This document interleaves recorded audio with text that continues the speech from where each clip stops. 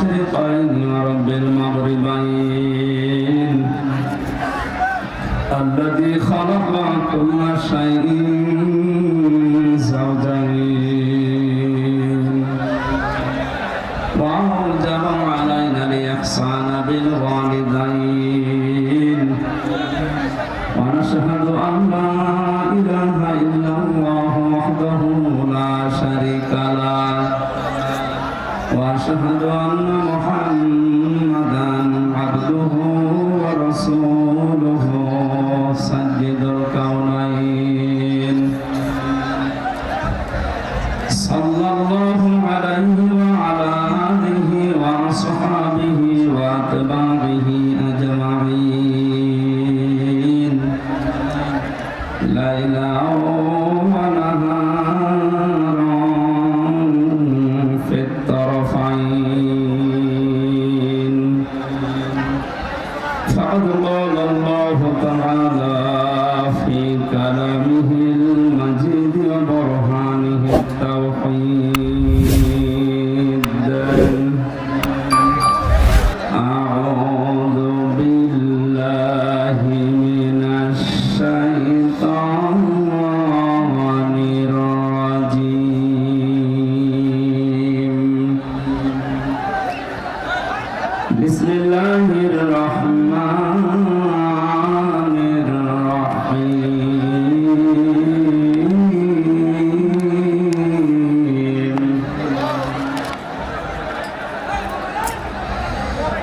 إن الذين آمنوا وعملوا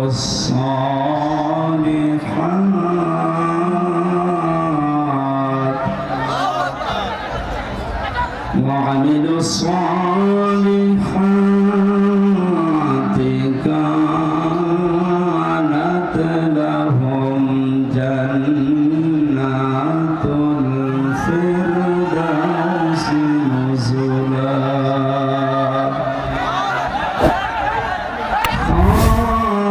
خالدين فيها لا يبغون عنها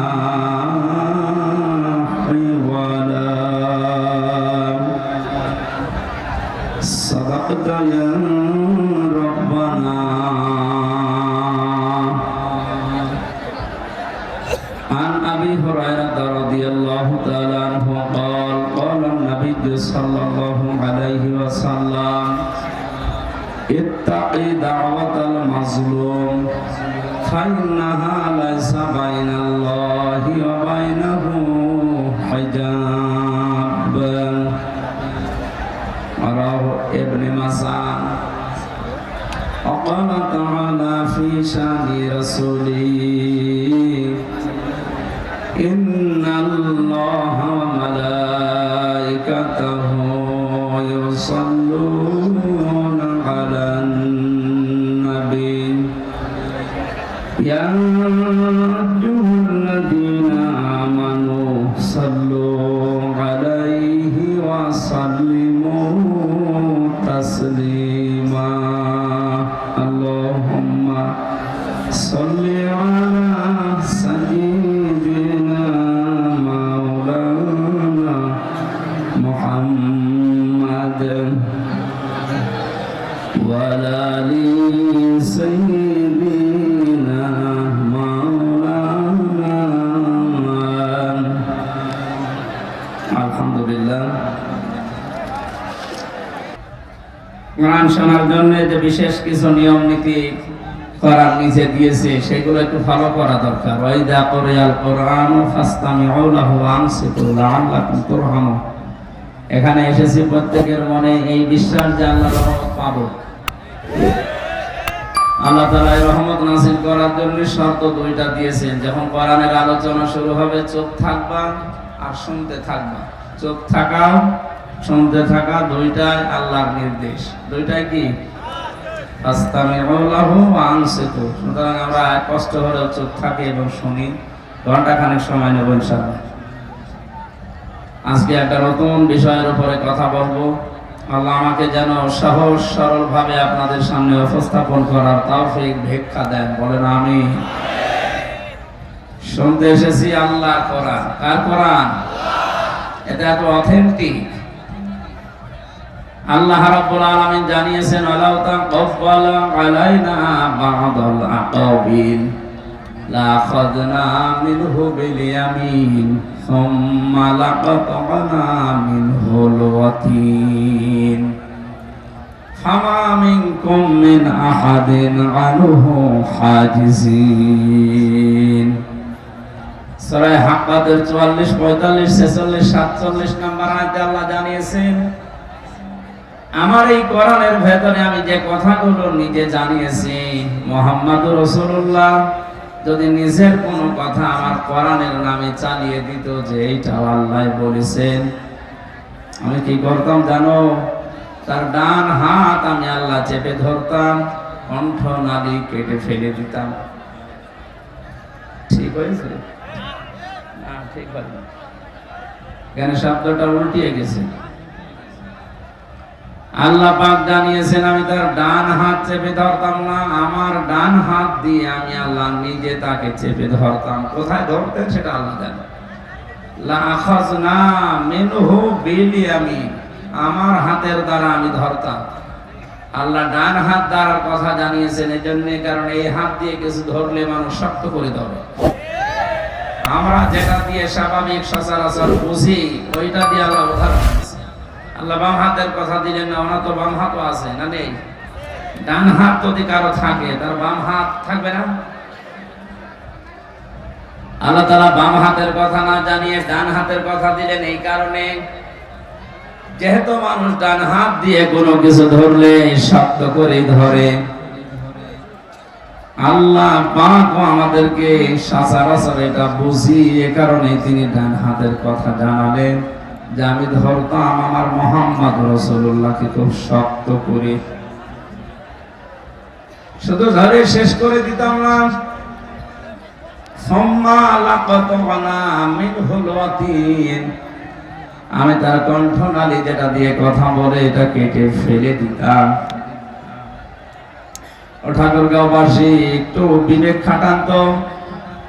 আকাশের নিচে জমিনের উপরে যার স্থান, আল্লাহর পরে যার মর্যাদা, কোনদিন আল্লাহ তাকে ধমক দিয়েও কথা বলেননি, নাম ধরেও ডাকেননি, নাম ধরে ডেকেছেন, সঙ্গে সঙ্গে রিসালাতের ঘোষণা দিয়েছেন।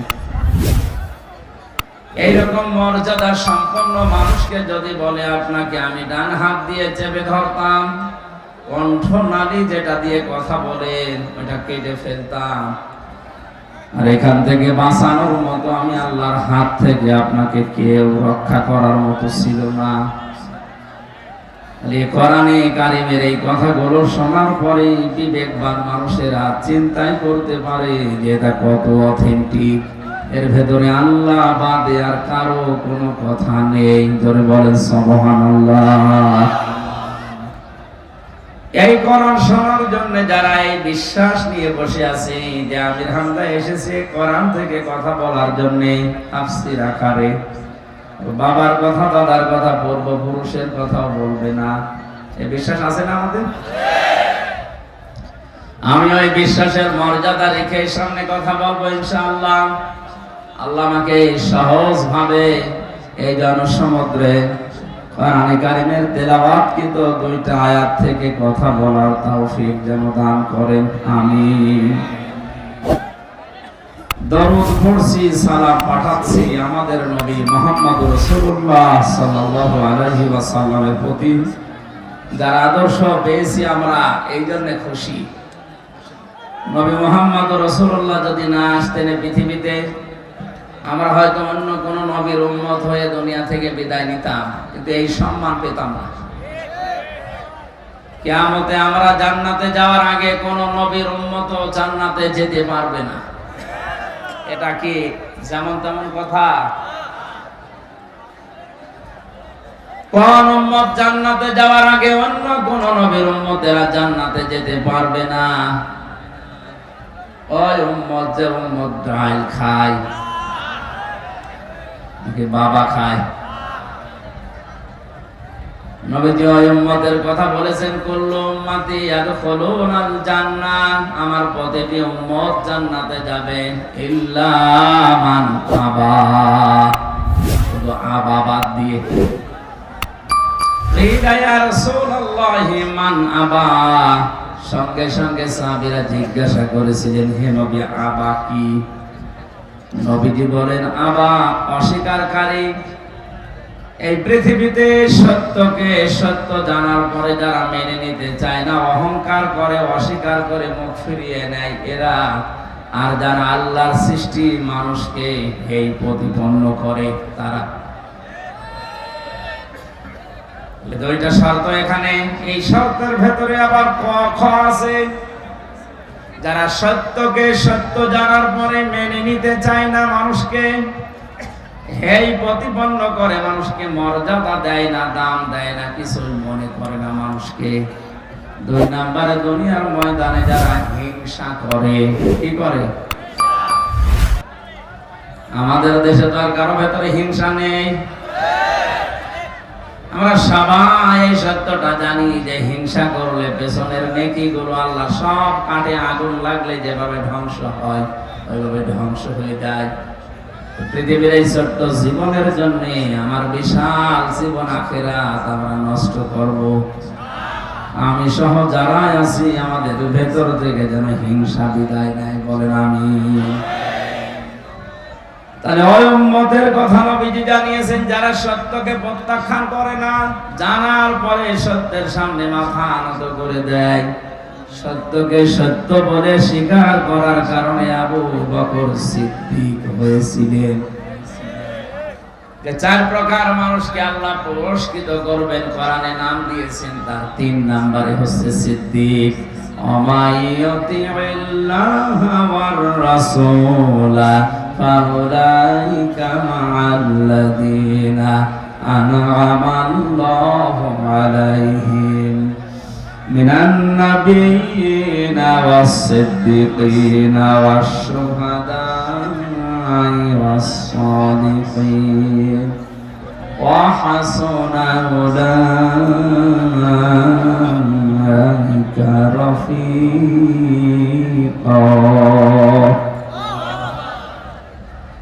সূরা নিসার ভেতরে আল্লাহ জানিয়েছেন, যারা আল্লাহ এবং রাসূলের আনুগত্য করে, মহান আল্লাহ ওই মানুষদেরকে পুরস্কার দেবেন। তাদের ভেতরে 1 নম্বরে যারা নবীরা, সিদ্দিকরা, শহীদরা এবং সালিহিন নেককার বান্দারা। আমরা যেহেতু নবী হতে পারবো না কোনোদিন, কিন্তু বাকি 3টা অপশন আমাদের জন্য কিয়ামত পর্যন্ত খোলা আছে। কথা বলেন না কেন?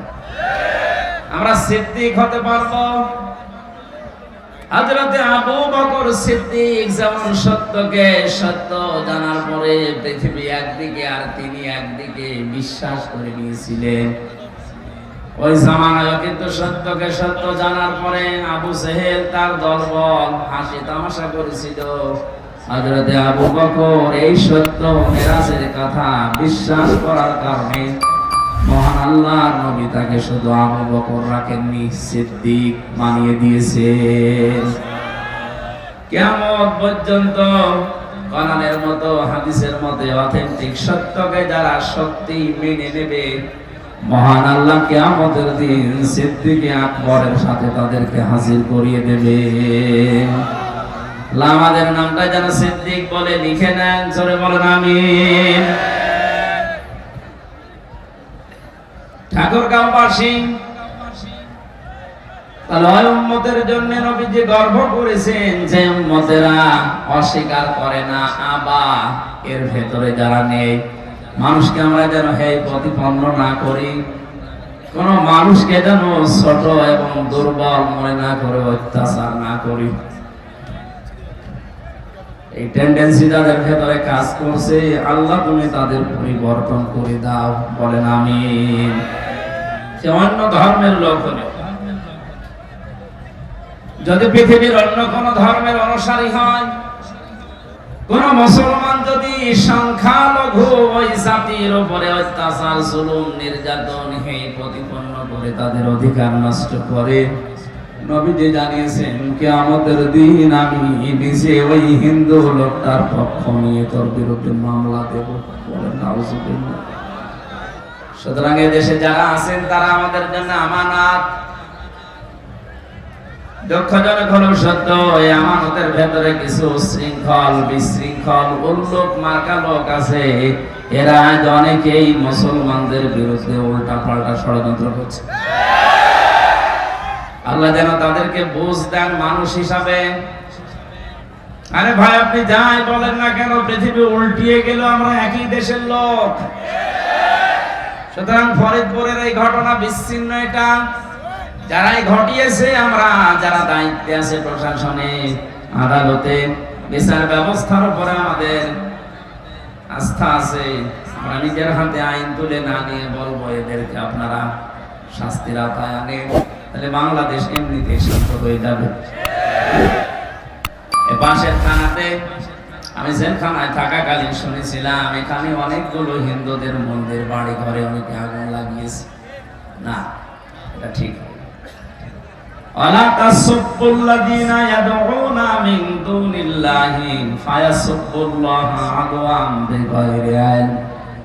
কোরআনে কারিমে আল্লাহ জানিয়েছেন, হে নবী, ওরা যদি আমি আল্লাহকে বাদ দিয়ে অন্য কাউকে ডাকে, ওদের দেব দেবতাকে ডাকে, আর আপনি যদি ওদের গালি দেন, ওরা না বুঝে শেষে আমি আল্লাহকে গালি দিয়ে ফেলবে।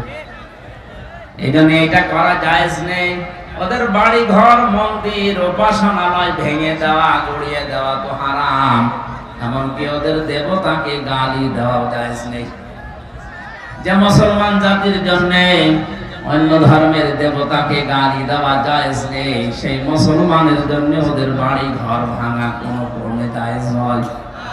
সুতরাং আমরা বিশ্বাস করি এবং এই কথা বলি, হিন্দুদের বাড়ি ঘরে যারা আগুন লাগিয়েছে এরা কোনো মুসলমান না। খোঁজ নিয়ে দেখবেন, হয়তো নিজেরাই কাজ করতে পারে। সূক্ষ্মভাবে যারা দাঙ্গা লাগানোর চেষ্টায় আছেন এদেশে, আমরা মুসলমান হিন্দু যাই বলেন, যত জাতি এদেশে আছি, আমরা এখন সব ভ্রাতৃত্বের বন্ধনে একেবারে আপন আপন হয়ে থাকছি। এটাকে ধ্বংস করার জন্য সূক্ষ্মভাবে যারা ষড়যন্ত্র করছেন, আপনারা থামেন। একবার যদি দেশের জনগণ জেনে ফেলে যে আপনি দাঙ্গাবাজ, শেষে তার কাটাও পার হতে পারবেন না। আল্লাহ আমাদেরকে বুঝ দেন। আমি আজকের আমার তেলাওয়াত কিন্তু আয়াত আপনার শরীরে অনেকে বুঝেছেন, এটা জান্নাত সংক্রান্ত বিষয়ে আলোচনা হবে। আজ কয়েকদিন আগে কথা বলেছিলাম জাহান্নামের বিষয় নিয়ে। আজকে আমরা কথা বলবো জান্নাত আল্লাহ পাক বানিয়েছেন একটা, তার স্তর দরজা বানিয়েছেন 100টা। কয়টা? সচরাচর আমরা যেগুলো জানি 8টার নাম। আমার এই যে লিখিত বই আমি জান্নাত নিয়ে লিখেছিলাম, 120 পৃষ্ঠার ভেতরে প্রায় 100টার উপরে কোরআন থেকে জান্নাতের স্তর আমি বের করতে পেরেছি। আজকে আমি আয়াত হিসাবে যতটুকু পড়েছি চেষ্টা চালাবো আমার এই জান্নাতের 8টা অন্তত দরজা দিয়ে কারা কোন কাজ করবে আল্লাহ তাদেরকে প্রবেশ করাবে, এটা যেন আমরা অন্তত সর্বোচ্চ যে দরজার নাম জান্নাতুল ফেরদাউস এখানে দিয়ে যেতে পারি। নবীজি আমাদের এই লোভনীয় বস্তু সম্পর্কে আদেশ দিয়েছেন, তোমরা জান্নাত কামনা করো আল্লাহর কাছে।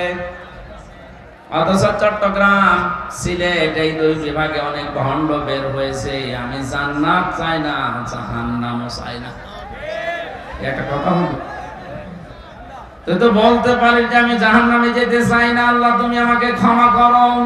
রব্বানা আতিনা ফিদ দুনিয়া হাসানা ওয়া ফিল আখিরাতি হাসানা ওয়া কিনা আযাবান নার। দুনিয়ায় কল্যাণ দাও, আখিরাতে শান্তি দিও, জাহান্নাম থেকে আমাদেরকে বাঁচাও। একথা বারান দিয়ে বললেও বলা যায় যে জাহান্নাম থেকে বাঁচাও, আমি জাহান্নামে যেতে চাই না। কোন বিবেকে আপনি এটা বলেন যে আমি জান্নাত চাই না? অথচ নবীজি আমাদের শিখিয়েছেন তোমরা জান্নাত কামনা করো, আর জান্নাত চাইলে তোমরা বলো আল্লাহ জান্নাতুল ফেরদাউসের দরজাটা দিও। এই কথার সাথে যাদের বাস্তবের জীবনের কথাবার্তার আর মিল নেই, ওরা বিভ্রান্তিতে আছে। এক কথা বলে না কেন? এটা আজকে এদের দ্বারা শুধু এই ঠাকুরগাঁও থাকছে না, এটা লাইভ চলছে, এখনই চট্টগ্রাম সিলেটে পৌঁছে গেছে। সুতরাং আপনারা বিভ্রান্তিতে